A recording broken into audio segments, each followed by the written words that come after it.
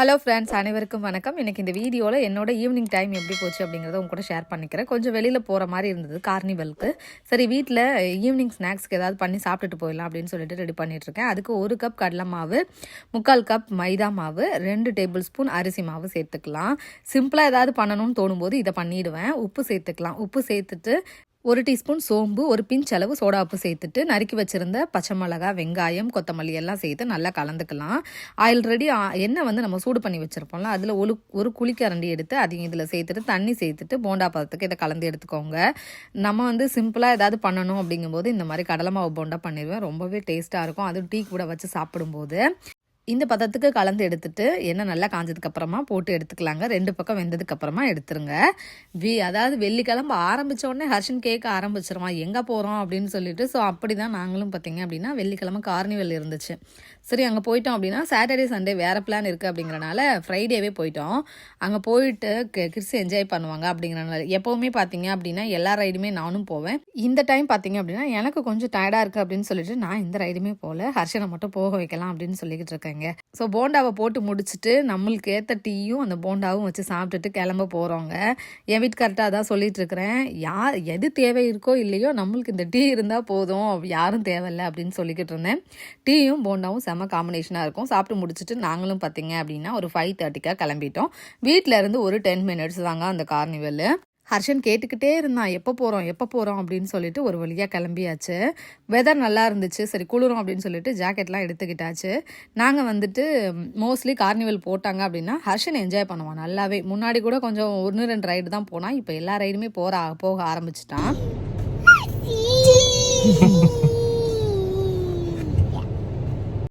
Saturday Sunday வெளியில் போகிறோம் அப்படிங்கிறனால தான் நாங்கள் ஃப்ரைடேவே போயிட்டு வந்துட்டோம். நல்லா என்ஜாய் பண்ணால் ஹர்ஷன் பார்த்தீங்க அப்படின்னா. நான் இந்த டைம் எந்த ரைடுமே போகல, இல்லைனா நானுமே எல்லா ரைடும் போவேன்.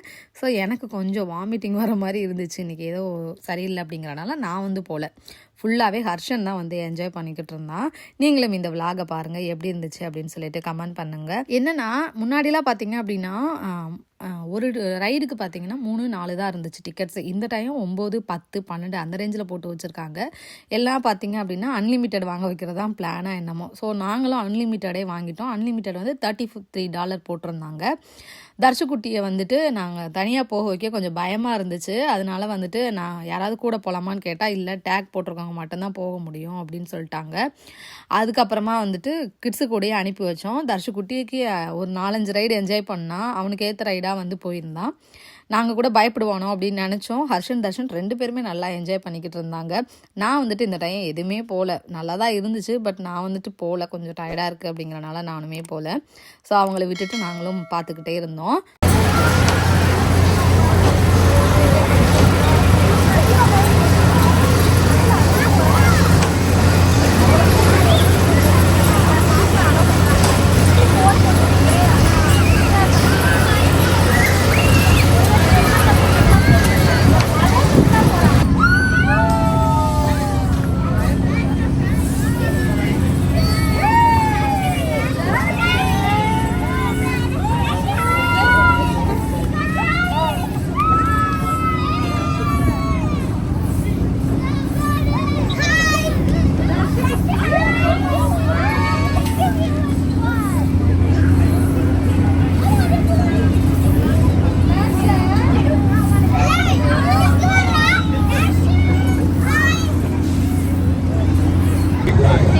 நடுவில் அடிங்க, நடுவில்.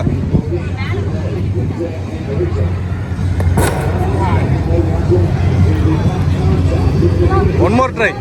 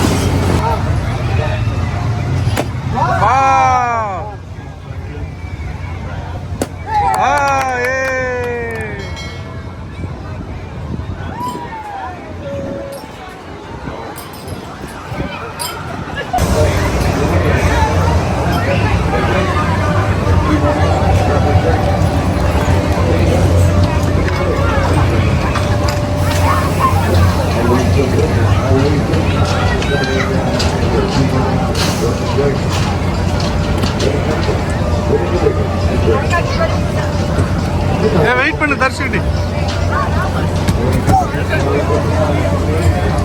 இங்க வா. I don't know, so we can go. It's not cute.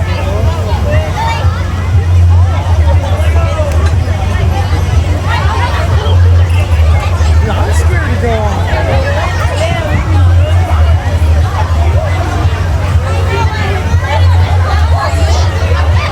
Zoe, you want to go on that one?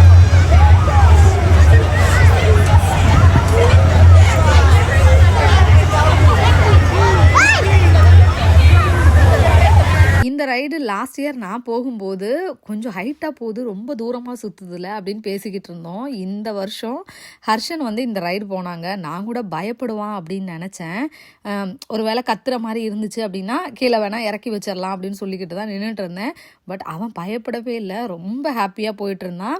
ஏன்னா அவங்க ஃப்ரெண்ட்ஸ் நேத்ரா, மித்ரா, சக்ஷிதா எல்லாரும் வந்தனால ஜாலியாக போனாங்க. அவங்களுக்கு அந்த ஒரு பயமே தெரியல. என்னென்னா நம்ம இங்கே உள்ள குழந்தைங்க எல்லா ரைடையும் என்ஜாய் பண்ணுறாங்க அதே மாதிரி. ஆனால் நம்ம குழந்தைங்க கொஞ்சம் பயப்படுறாங்க. ஒன்ஸ் போயிட்டாங்க அப்படின்னா எல்லா ரைடும் போக ஆரம்பிச்சிடுறாங்க. தர்சுக்குட்டியே பார்த்தீங்க அப்படின்னா அவனும் அப்படி தான் இருக்கான், பயப்பட மாட்டான், எல்லா ரைடும் வந்து போகணும் அப்படின்னு நினைக்கிறான். பட் இங்கே வந்து அவனுக்கு ஹைட் கம்மியாக இருக்கனால அவனை அலோவ் பண்ண மாட்டுறாங்க. அதுக்கப்புறம் பார்த்தீங்க அப்படின்னா ஒரு 2-3 ரைடு வந்து அவனை போக விட்டோம். நல்லாவே என்ஜாய் பண்ணிக்கிட்டு இருந்தான். சரி, அதுக்கப்புறமா தான் தெரிஞ்சது இவன் நல்லா வந்து என்ஜாய் பண்ணுறான் ரைடு அப்படின்னு சொல்லிட்டு. நான் எல்லா ரைடும் போவேன். ஸோ அதனால இவங்க 2 பேரும் போகிறானுங்களா என்னன்னு தெரியல, நல்லா என்ஜாய் பண்ணுறாங்க. குளிர்ச்சு அப்படிங்கிறனால 8:34க்கெலாம் நாங்கள் கிளம்பிட்டோம். லாஸ்ட் இயர் பார்த்தீங்க அப்படின்னா 10 o'clock தான் கிளம்புனோம். ஏன்னா கிட்ஸ் நல்லா என்ஜாய் பண்ணிட்டு இருந்தாங்க. இந்த டைம் கொஞ்சம் குளிர் அப்படிங்கிறனால கொஞ்சம் நேரத்துலேயே கிளம்பிட்டோங்க. இல்லைன்னா கொஞ்சம் நேரம் கூட விளையாடி இருப்பாங்க. நான் லாஸ்ட் இயர் பார்த்தீங்க அப்படின்னா என்னோடய சேனலில் போய் பார்த்தீங்க அப்படின்னா தெரியும், கார்னிவல் வீடியோ அப்லோட் பண்ணியிருப்பேன், போய் செக் பண்ணி பாருங்கள். கண்டிப்பாக இந்த vlog வந்து உங்களுக்கு பிடிச்சிருக்கும்னு நினைக்கிறேன்.